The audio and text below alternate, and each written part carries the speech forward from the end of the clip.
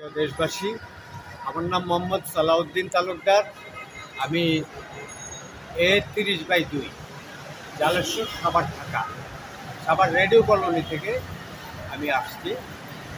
আমি এই মুহূর্তে নির্বাচন চাই না, আমি চাই সংস্কার। কারণ হচ্ছে বিগত সরকারগুলিতে যে আপনারা তো দীর্ঘদিন এই দেশে সরকার পরিচালনা করছে, কিন্তু সাধারণ জনগণের ভাগ্য পরিবর্তনের পরিবর্তে দুর্দশা নেমে আসছে। আপনারা কি সংস্কার করবেন? নির্বাচিত সরকার এসে আপনারা কি সংস্কার করবেন? কোনো সংস্কারের নাই। হ্যাঁ, একটা জিনিস আমরা পাইছি, সেটা হচ্ছে সন্ত্রাস আর দুর্নীতি।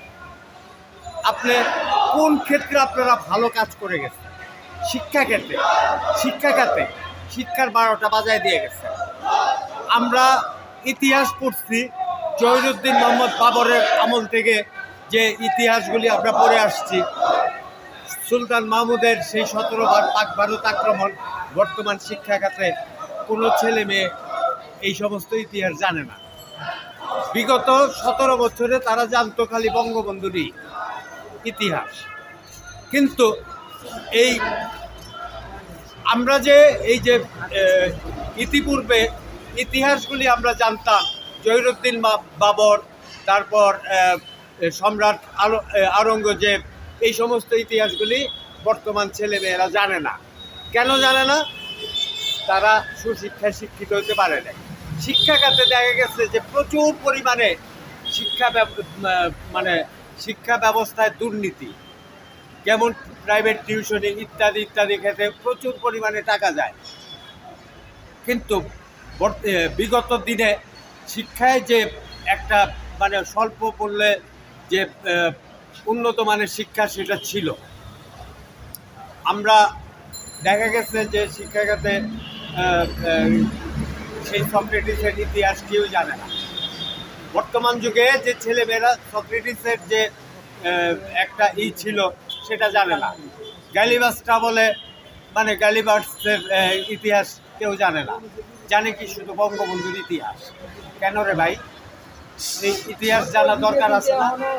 আচ্ছা, আসেন ভূমি অফিস। বর্তমান যুগে বাংলাদেশে বিচার ভূমি নিয়ে যে দুর্নীতি, ঘরে ঘরে দুর্নীতি, ভূমি বন্টন কিভাবে করতে হবে, ভূমি সংস্কার, এইটা আজ পর্যন্ত ঠিকমতো বিগত সরকারগুলি দিতে পারেন নাই। তারপর আসেন আইন ব্যবস্থা, আইন ও বিচার ব্যবস্থা। আপনারা আইন ও বিচার ব্যবস্থার উপরে যে বিলগুলি পাস করছেন সংসদে বৈশা, কি আইন ও বিচার ব্যবস্থা আপনারা সংস্কার করে গেছেন? আইন ব্যবস্থাতে দেখা গেছে যে একজন নিরীহ লোক, নির্দোষ লোক, তাকে একটা মিথ্যা মামলায় ফাঁসায় দিয়ে তারা করছেন, এমন কিছু করছেন।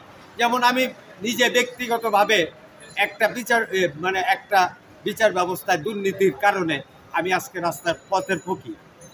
এই যে বিচার ব্যবস্থার একটা চাক্ষুষ প্রমাণ আমার পকেটে, আমি দেখাচ্ছি। এই যে বিচার ব্যবস্থার আমি বর্তমান স্বরাষ্ট্র উপদেষ্টা মহোদয়ের দৃষ্টি আকর্ষণ করছি।